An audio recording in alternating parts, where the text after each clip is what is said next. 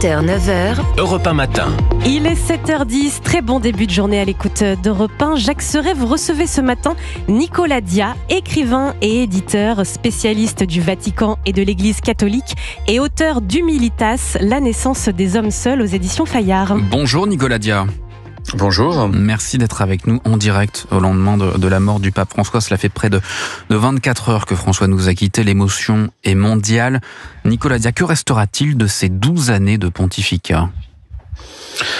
Il restera, je pense, un pape inclassable, c'est-à-dire un pape qui ne se situait pas dans la continuité de ses prédécesseurs, qui a construit un pontificat qui ressemblait d'ailleurs à sa culture jésuite, à la culture du discernement. Il restera, je pense, aussi un pape avec une force hors du commun, avec des convictions extrêmement habitées. Un pape aussi, sur le plan de son administration, de sa politique interne très autoritaire, qui avait souvent même malmené ses collaborateurs et la curie romaine. Et certainement aussi, et les réactions des différents chefs d'État depuis hier soir le montrent assez bien, un pape reconnu pour sa politique internationale et pour tous les efforts assez nombreux, il faut le dire et le reconnaître et le souligner, ces efforts vraiment très convaincu pour que la paix revienne dans un certain nombre de régions. Là aussi, il avait été critiqué par sa volonté de poursuivre le dialogue avec les autorités russes. Mais son leitmotiv aura été, comme Jean-Paul II d'ailleurs, de continuer à assurer la présence de l'Église sur la scène diplomatique internationale. Et je crois que ça ressort assez bien depuis hier soir. En quoi était-ce un pape autoritaire ? C'est un point assez méconnu. C'était un pape qui avait une vision très précise de ce qu'il voulait pour l'Église et qui était peut-être, je dirais, moins ouvert au dialogue interne que quelques impressions premières pouvaient le laisser suggérer. C'est-à-dire que c'était un pape qui ne tolérait pas vraiment le dialogue avec ses collaborateurs, et ses collaborateurs, les cardinaux de la curie, en l'occurrence, ou les grands archevêques métropolitains de la scène internationale. Eh bien, ces hommes devaient le suivre et suivre ses options sans trop mettre en avant leurs propres idées.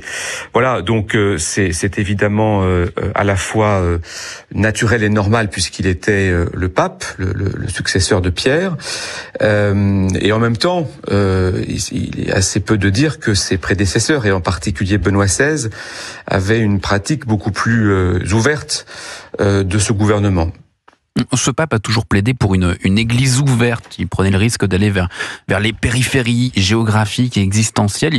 Il a dérouté, parfois divisé.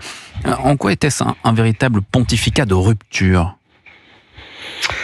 C'était un pontificat de rupture par, je dirais, sa pratique pastorale, sa politique pastorale, sa manière de mettre les priorités de terrain au premier plan, ce qui semble tout à fait naturel, puisque c'est évidemment la vocation de l'Église. Et en même temps, effectivement, ça a suscité un certain nombre de réserves, voire même de franches oppositions, parce que d'autres cardinaux, d'autres hommes d'église, d'autres, tout simplement d'ailleurs théologiens, considéraient que la vocation première de l'église était aussi de rappeler la doctrine et de rappeler les vérités essentielles et premières de l'église.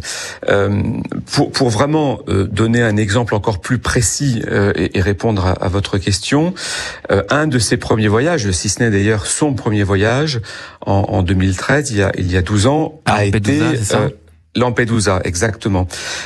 Et donc, effectivement, pour se recueillir dans un endroit, aujourd'hui encore d'ailleurs, où les migrants arrivaient en masse, traversant la Méditerranée dans des conditions, on le sait, extrêmement dangereuses, au péril de leur vie, avec beaucoup de morts. Et ça a été ensuite, au long des années,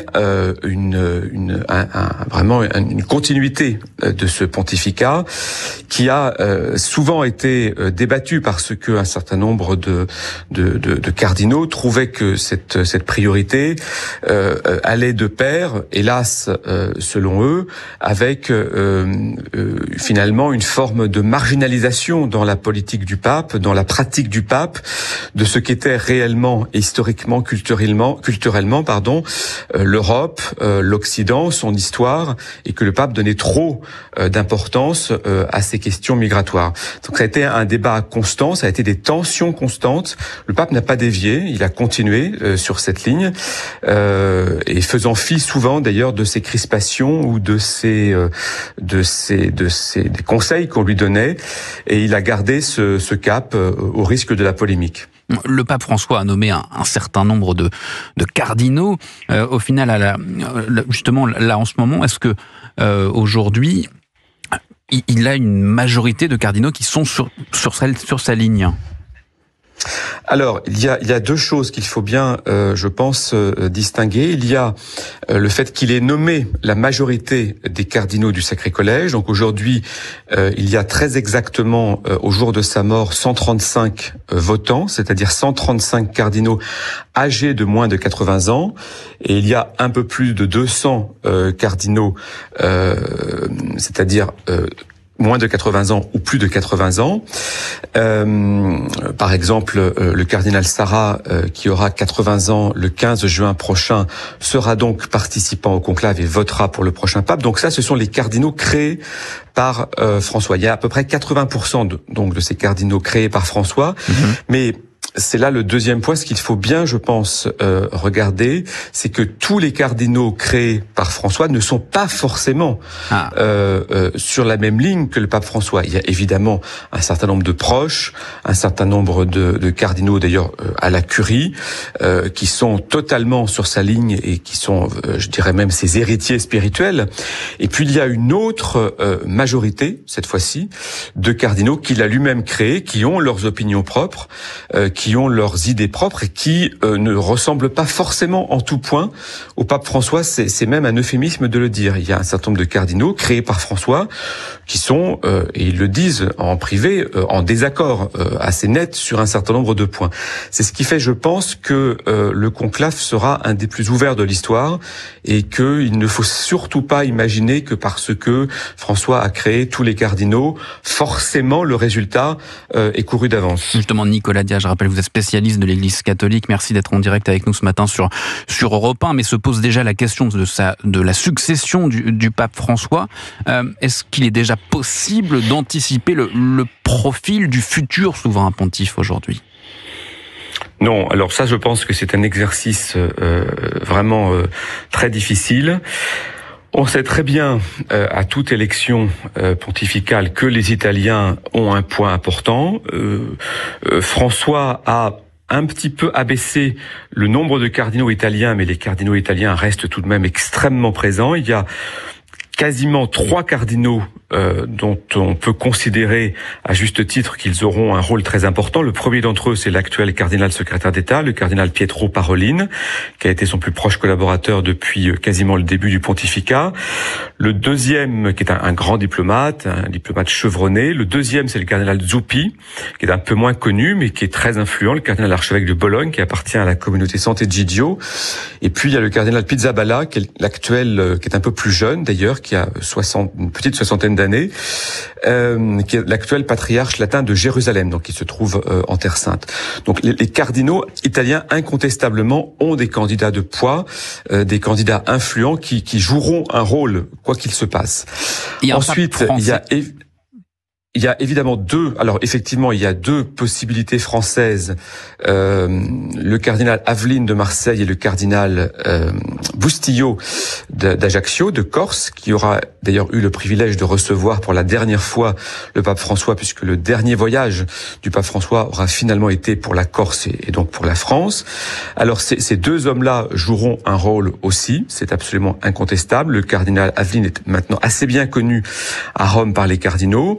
Le cardinal Bustillo, lui aussi, a vu sa notoriété s'accroître en raison de ce dernier voyage, même s'il est un petit peu d'ailleurs comme le cardinal Pizzaballa assez jeune, c'est-à-dire qu'il a moins de 60 ans, ce qui est d'ailleurs une question, c'est-à-dire l'âge de celui qui sera le prochain pape. On sort aujourd'hui de 2 pontificats avec 2 cardinaux, le cardinal Ratzinger, devenu Benoît XVI en 2005, et Bergoglio, devenu François en 2013, qui ont été élus assez âgés.